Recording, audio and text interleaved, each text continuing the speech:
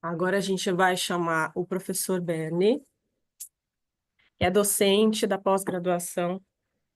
Ele dá aula de ética na nossa pós-graduação presencial.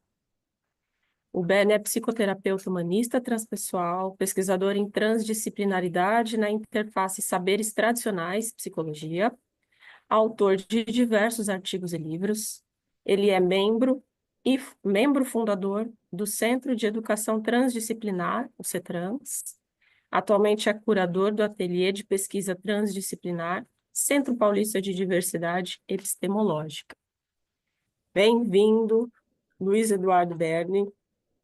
Agora o espaço é seu. Ok, perfeito. Bom, eu quero agradecer muito o convite de estar com vocês aqui. Eu cheguei no finalzinho da fala do nosso palestrante anterior, David, se não me engano. E, como não poderia deixar de ser, eu serei a mosca que vai pousar na sopa de vocês, certo? Então, a minha reflexão humanista transpessoal, a indigestão da mosca que pousou na sopa. Não é? Lamento, mas esse é o lugar que me cabe aqui.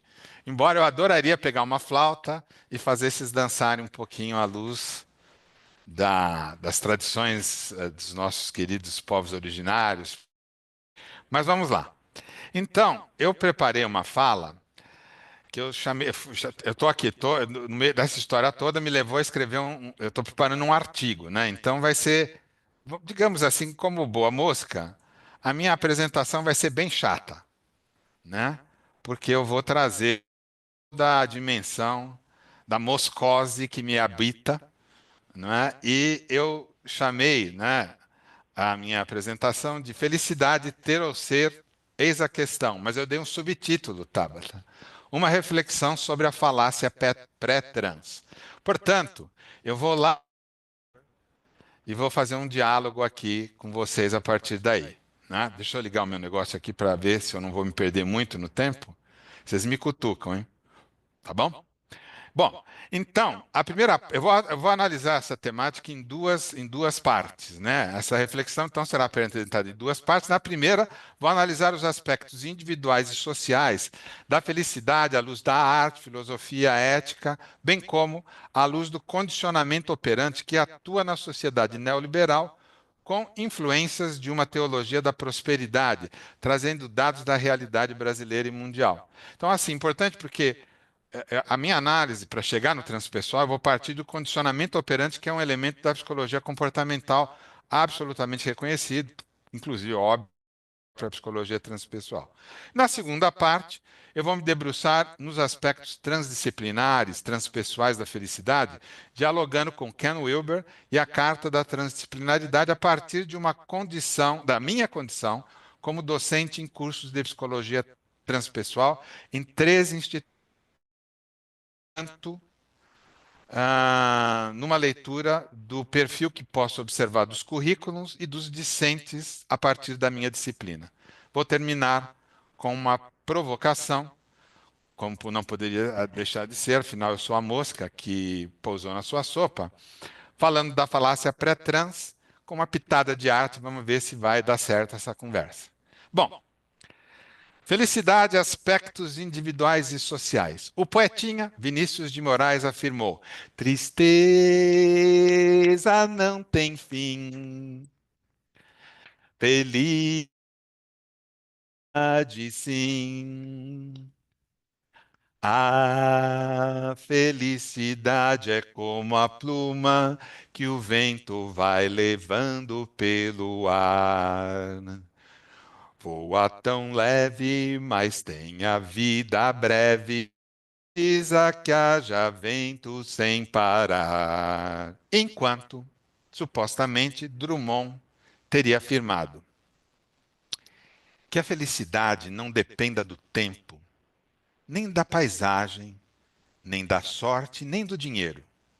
Que ela possa vir com toda a simplicidade, de dentro para fora, de cada um para todos.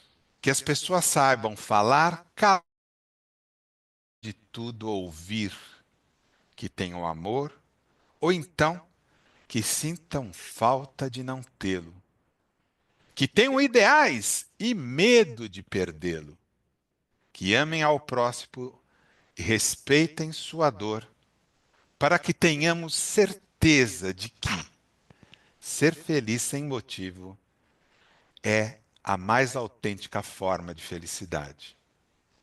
Fugaz ou perene, a felicidade é uma construção individual feita na coletividade, pois os seres humanos são gregários por natureza. Assim, estar vivenciado individualmente e coletivamente.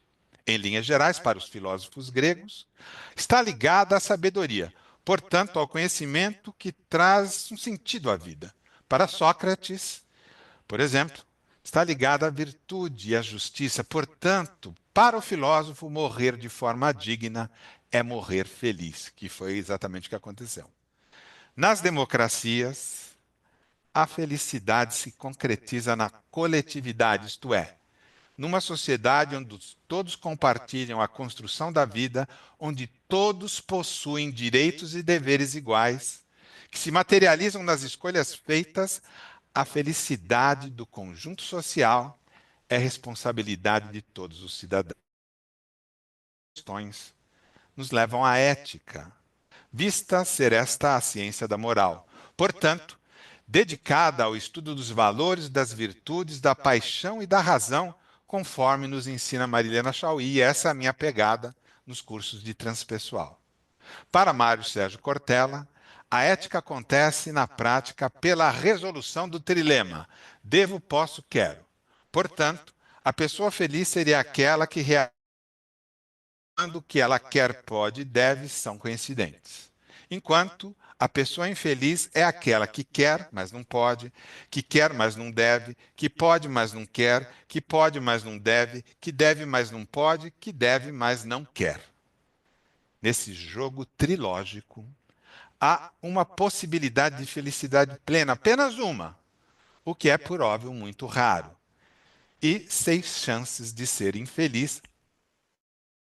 Portanto, a estatística é 6-1, o que nos leva à fugacidade da felicidade, afirmada por Vinícius de Moraes.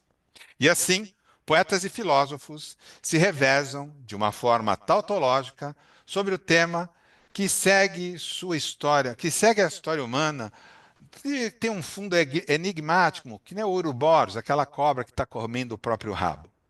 Mas, a despeito dessa reflexão, você certamente já viu uma pessoa feliz, mesmo que ela não tenha acertado a estatística, o que nos leva a afirmar que, portanto, do ponto de vista psicológico, a felicidade é um estado de espírito.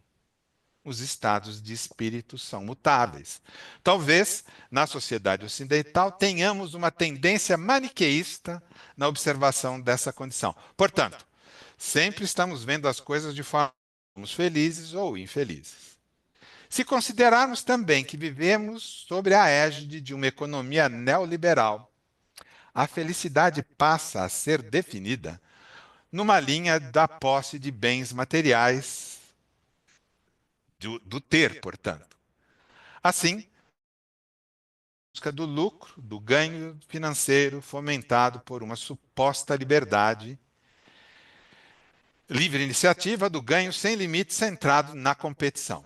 Assim, ter assume o contorno de felicidade. Seria feliz, portanto, aquelas pessoas que conseguem ganhar muito dinheiro. Ter muitos bens, infelizes aqueles que têm poucas posses. Recentemente, aqui em São Paulo, durante o período eleitoral, sob a ótica neoliberal associada ao escrutínio da teologia da prosperidade, que defende ser a abundância material um desejo de Deus, um candidato milionário que estava em Roma levando o filho para tomar um sorvete, porque o menino queria fazer isso, perguntou numa entrevista ao outro candidato militante das causas sociais e, portanto, de poucas posses, se ele se considerava próspero, feliz. Ao que o candidato pobre respondeu: sim, eu tenho tudo o que preciso. O milionário, inconformado, contestou, sugerindo ser a felicidade, no caso a prosperidade, uma questão de posse. Como o outro não tinha poucas posses, logo era infeliz. O curioso é que, em sua história de vida, o milho havia vindo de uma condição humilde e ascendera socialmente, podendo estar em Roma para levar o filho tomar um sorvete. Enquanto o pobre, ao contrário do primeiro, tinha uma origem de classe média alta, estudou numa das melhores escolas aqui de São Paulo e no ciclo médio resolveu ir para a escola pública, fazendo uma opção de vida de trabalhar ao lado de desprotegidos e menos privilegiados. Eis aqui um jogo social muito importante, com nuances educacionais e psicológicos extraordinários. O milionário cresceu embalado na mencionada pulse. O agora pobre cresceu estudando em boas escolas e fez uma escolha. Ambos eram felizes, atenção, mas seus conceitos de felicidade eram incompatíveis entre si, o que nos devolve a ética, pois a felicidade é moldada pelos valores pessoais e sociais. O condicionamento social neoliberal, já afirmado, leva as pessoas a compreenderem de forma totalmente equivocada, sob várias óticas, como veremos, que todos poderão ser milionários. Basta querer ser e trabalhar para isso, é claro. Assim, o limite para o enriquecimento como forma de felicidade é o desejo, pois o desejo é amparado pela vontade de Deus. O jogo desejo-vontade aqui é mote importante.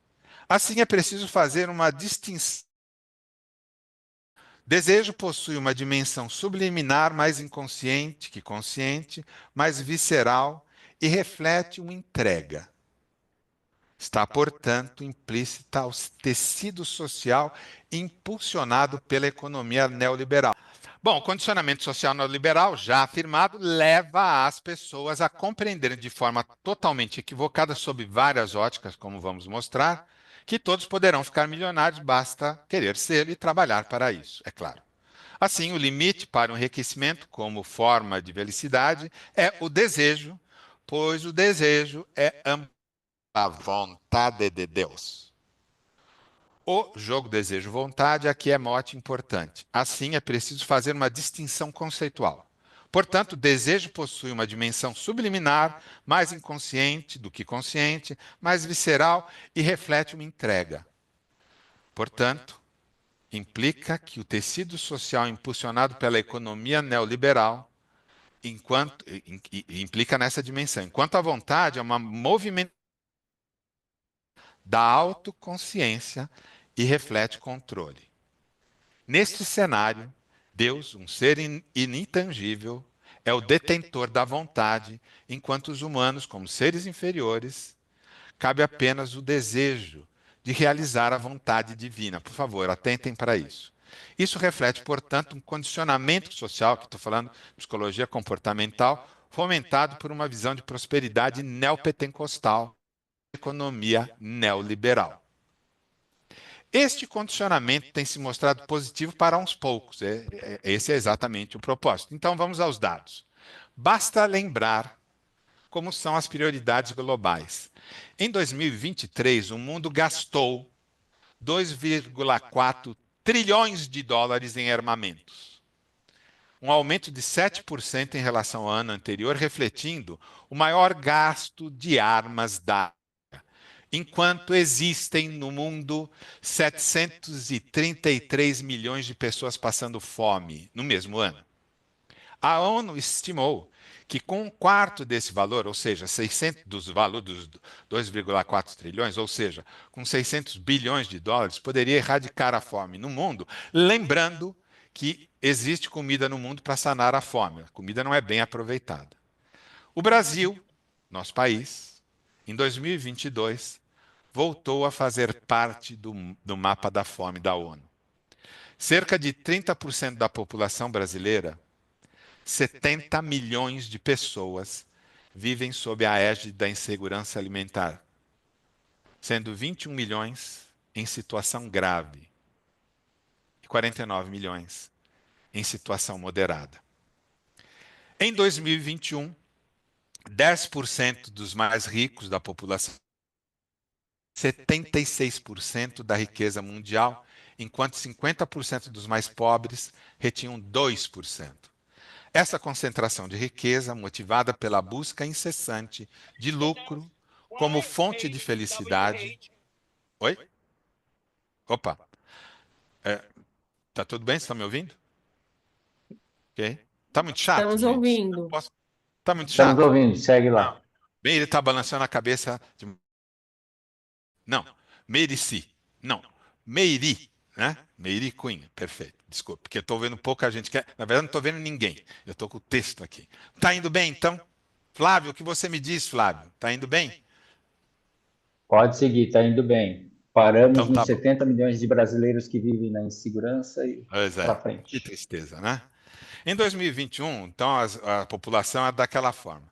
As mudanças climáticas que estamos vivenciando, essa perspectiva neoliberal é insustentável e uma grande promotora de infelicidade. Durante a COP29, que está acontecendo agora no Azerbaijão, né, a estimativa orçamentária para enfrentar as mudanças climáticas é de 1,3 trilhão de dólares. No entanto, os países ricos propõem destinar apenas 250 bilhões para esta questão. Essa situação nos remete à clássica afirmação do Dalai Lama ao ser questionado sobre o que mais o surpreendia na humanidade, a que ele respondeu: os homens. Primeiro, perdem a saúde para ganhar dinheiro. Depois, perdem o dinheiro para recuperar a saúde. Por pensarem ansiosamente no futuro, esquecem do presente de tal forma que acabam não vivendo nem o presente nem o futuro. Vivem como se nunca fossem morrer e morrem como se nunca tivessem vivido. O pensamento quando estruturo as minhas aulas. A análise do sábio tibetano deixa claro os efeitos do condicionamento social promovido por uma economia neoliberal. E com isso, eu concluo essa análise geral onde a gente está situado, para entrar em detalhes agora, falando de idade e transpessoalidade, né, da psicologia transpessoal.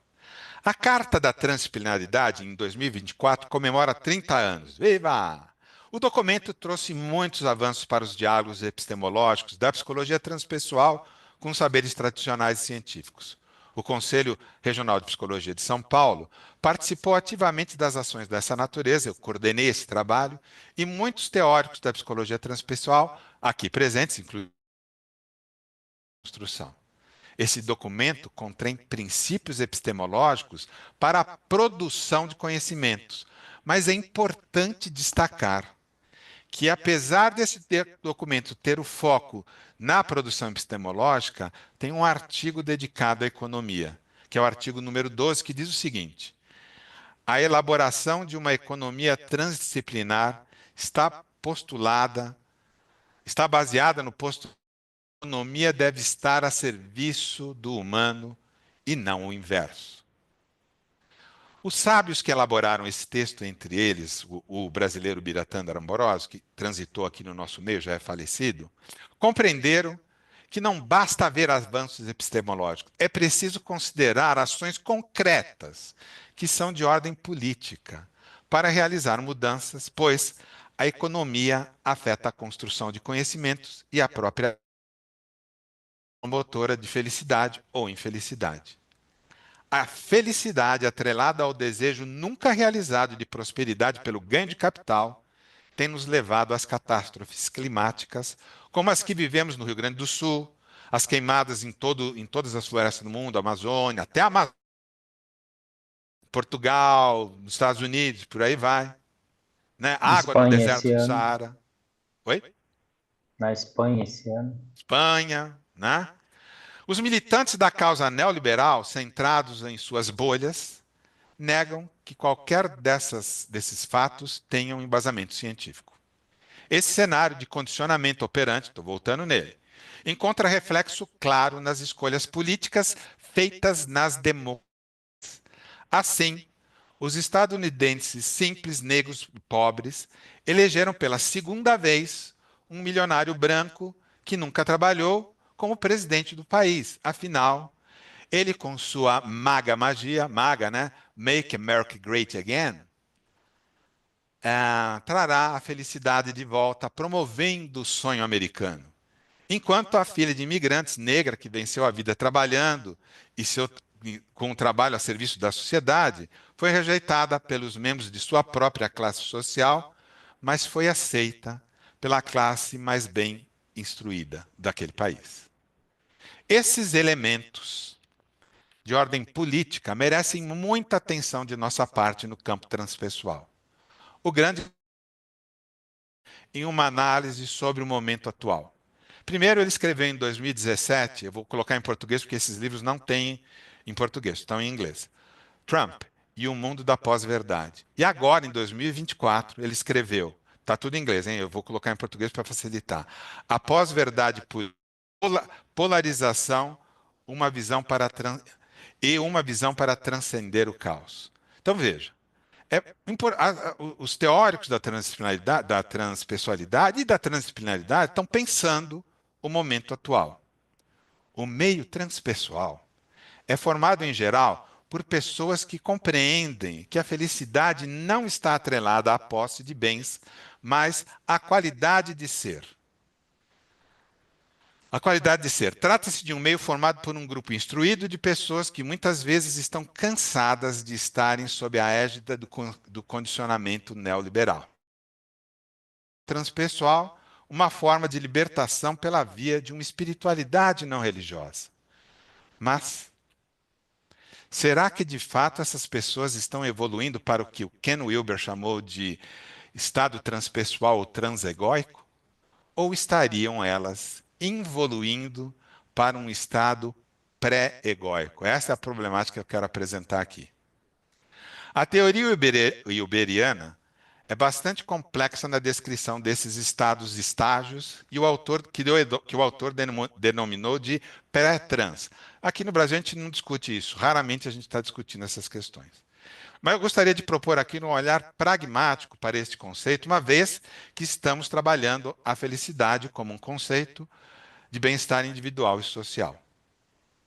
Considera-se que os cursos de psicologia transpessoal buscam a promoção de um ensino transdisciplinar, conforme propõe a transdisciplinaridade em 2 artigos. Artigo 5. A visão transdisciplinar é resolutamente aberta na medida em que ela ultrapassa o campo das ciências exatas devido ao diálogo e sua reconciliação, não somente com as ciências humanas, mas também com a arte, com a literatura, a poesia e a experiência interior. Absolutamente inconteste no meio transpessoal e nos cursos de transpessoal. O artigo 11. Uma educação autêntica não pode privilegiar a abstração de conhecimento. Ela deve ensinar a contextualizar, concretizar e globalizar. A educação transdisciplinar reavalia o papel da intuição, do imaginário e da sensibilidade do corpo na transmissão do conhecimento. O querido professor que antecedeu mostrou isso com muita clareza. Não há dúvida que a metodologia do ensino transpessoal é pautada nesses artigos. Inclusive, nas comemorações dos 30 anos da Carta da Transpessoal, tive a oportunidade de defender isso no grupo que estava lá refletindo sobre esse momento. As propostas pedagógicas contemplam todos esses aspectos, as vivências são abundantes, assim como há espaço para discussão sobre a ética. Eu sou o chato que fez a mosca pousar na sopa, mas há resistência quando se olha essa questão com um viés político. No que diz respeito, portanto, ao concretizar e globalizar, penso que precisamos refletir mais. Como docente desses cursos, vejo que os feedbacks dos discentes valorizam muito o convívio com os colegas e apreciam muito as práticas, as vivências que se dão pela alteração dos estados de consciência, um elemento importantíssimo do trabalho da transpessoal. Como explicado, há uma grande valorização da espiritualidade, assim as pessoas em geral buscam a felicidade pelo desenvolvimento humano a partir do almejado estado de unidade com o todo, transcendendo, portanto, a redução egóica e pessoal. Ao analisar os estados alterados de consciência, Wilber percebeu que esses estados podem conduzir a 2 tipos de vivência, que se assemelham na forma, mas são radicalmente distintos. Percebeu que o EAC pode levar a estados pós-egóicos ou a estados pré-egóicos. E aqui eu quero apresentar o meu único slide dessa nossa apresentação. E aí eu vou falar a partir desse slide que vou. Espera lá. Aqui.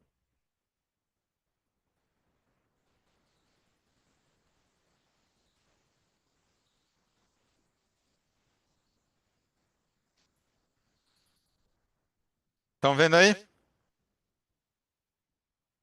Por favor, eu não Sim, estou vendo. estamos Tá dando vendo. para ver, né? Legal, ótimo. Bom, então estava falando dos Estados Unidos.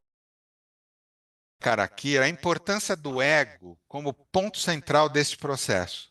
Não há possibilidade de desenvolvimento de vivências transpessoais se o ego não tiver uma boa estrutura. Nesse sentido, o Wilber dialoga com as psicologias humanistas existenciais. Por isso que eu me defino como psicólogo humanista transpessoal, destacando a importância do desenvolvimento da pessoa. Assim, metaforizando Carl Rogers, que é um dos teóricos, desenvolvido significa que houve um desenvolvimento satisfatório da pessoa ou o indivíduo tornou-se pessoa. Só a partir dessa condição, onde se situa a cidadania e, portanto, a ação, é possível acessar os níveis transcendentais e superiores da personalidade. Portanto, destacar que é uma exigência social, pois nós vivemos sob a égide de um Estado democrático, numa outra sociedade, mas é muito importante a gente considerar, e eu faço isso quando eu trago as questões da ética, qual é o chapéu social que nós vestimos, porque nós não estamos descolados dele. Não se deve confundir, todavia, esse desenvolvimento se atribui normalmente a uma pessoa egocentrada. Essa pessoa não está centrada, essa pessoa que a gente chama de egocentrada, ela está centrada nos elementos pré-egóicos, que estão aí mostrados na figura, na parte de baixo, nesse triângulo de baixo aí da figura. Não é? A pessoa egocentrada é imatura e centrada no desejo simbiótico de fuga da realidade na busca pelo isolamento regressivo. Então, pode levar uma pessoa a um estado pós-egóico ou pré-egóico. Depende muito de diferentes circunstâncias ambientais. Não é? Nesse sentido, grupos ou pessoas, e aqui eu quero me referir à sociedade, eu já vou chegar nisso, né? Ou pessoas que estejam centrados na vivência da felicidade exclusivamente de forma intragrupal, ou seja, vivenciado exclusivamente intracorporis, estariam vivenciando um estado pré-egóico. Assim, dialogam apenas com os pares e sentem-se felizes em conviver exclusivamente na bolha ou no útero. Essa vivência de unidade pré-egóica é um desejo bastante comum na sociedade atual e reflete um desejo isolacionista. Outro, quero ficar aqui só no meu grupinho. Vou isolar o país e nós vamos viver a nossa American Way of Life. Assim, o que precisa para isso? Um líder forte que cuidaria da casa, o país, enquanto as crianças, os cidadãos, podem ir brincar no parquinho, sendo felizes no convívio com seus amiguinhos. Em geral, esses grupos sentem-se ameaçados por qualquer ação extra-corporis que possa ameaçar esse convívio idílico e prazeroso. Portanto, têm um desejo infantil e perigoso de eliminar as oposições que possam estragar o prazer, felicidade deste convívio. A psicanálise faz excelentes leituras desta situação e o que está sendo descortinado nesse país, neste momento, é muito importante fazendo essa leitura dentro dos cursos, mas eu estou ampliando para a sociedade, né? Já a busca pelo transpessoal se dirige obrigatoriamente a uma vivência extra-corporis, o que significa dialogar com a diversidade, como faz a psicologia analítica, busca de individuação. Isso implica em ter desacordos, mas eu posso discordar com o outro e ter um desacordo respeitoso, não é? Isto é exemplo de maturidade. Esse diálogo talvez seja melhor qualificado pelo que Edgar Morin denominou de dialógica, que são lógicas distintas conversando, que obrigatoriamente tira as pessoas do prazer idílico, pré-egóico, e as leva a um confronto com a diversidade, vista de forma dual, mas complementar. Aqui é muito importante. Não necessariamente precisa ser em oposição, mas em complementariedade. Mas pode ser em oposição. Eu posso ir de encontro ou ao encontro, né? E também significa trabalhar com a lógica do terceiro incluído de Lupasco. Durante a pandemia, fui procurado por um grupo de ex-alunos da Transpessoal que estavam indignados com o rumo da política nacional e gostariam de repensar. Isso gerou um encontro, a que denominamos de ação transpolítica, e que eu relatei num artigo homônimo. Enfim, estou me encaminhando para o fim da minha fala, dentro do tempo, estou feliz com isto, não é? Mas eu quero concluir aqui e apresentar um filminho para não ficar tão chato só nessa conversa de cabeça aqui que estou, né, buscando aqui com vocês.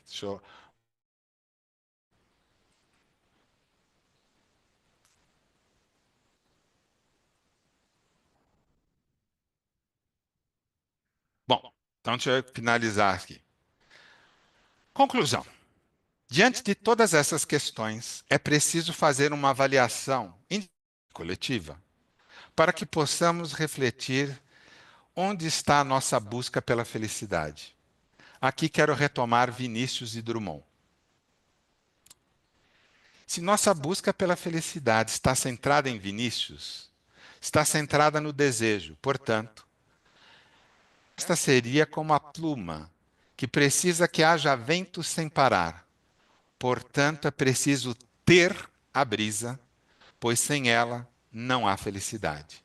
Nesta hipótese, portanto, estamos centrados numa perspectiva pré-egóica e assim nos direcionaríamos para o simbiótico, vivenciando o útero, o oceânico, a vivência do útero da grande mãe. Mas se ao contrário, estivermos direcionados numa perspectiva de ser, estaremos mais centrados em Drummond, pois a aprendizagem e ouvir é uma escolha consciente. Ou é consciente, como é consciente também o ideal e, sobretudo, o medo de perder o ideal. Isso nos leva a ser, à transcendência, ao estado transegóico, ao ser feliz sem motivo, como a forma mais autêntica de viver a felicidade, pois centrado na unidade cósmica. E agora, esse falatório todo, eu vou apresentar um videozinho que eu fiz especialmente para o nosso encontro, para encerrar a minha fala.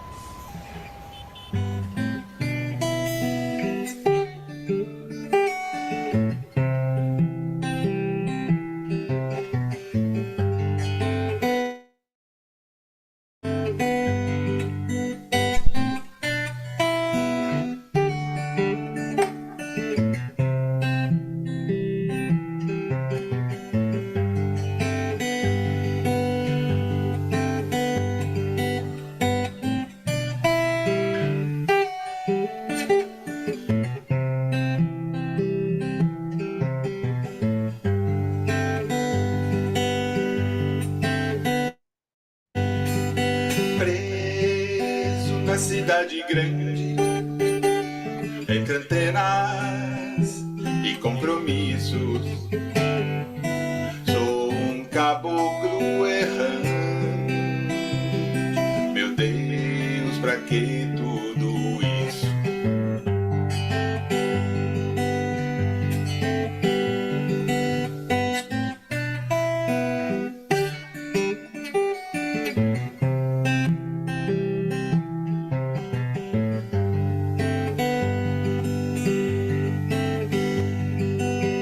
Ser ser a minha meta, ter a do pateta, só ter o que ao ser lhe garante, ser a todo instante, só ter o que ao ser lhe garante, ser a todo instante.